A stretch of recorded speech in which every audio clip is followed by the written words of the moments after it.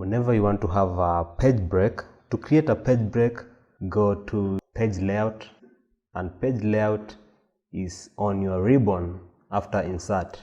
There is where you find the page layout.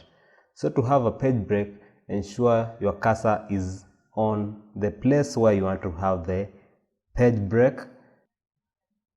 Then from there you click on breaks, then you select page break.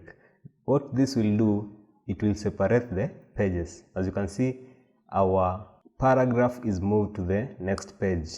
So that's how we insert a page break on our document. Let me Ctrl Z to that. Alternatively, on your keyboard, you can press Ctrl plus Enter in order to have a page break. Ctrl plus Enter. That's the shortcut to have your page break. There are other page breaks as well. For example, you can select column, you can select text wrapping, you can select any that you need. Thank you for watching. I'll see you in the next video. Remember to leave a thumbs up, and you can subscribe as well if you're new to this channel.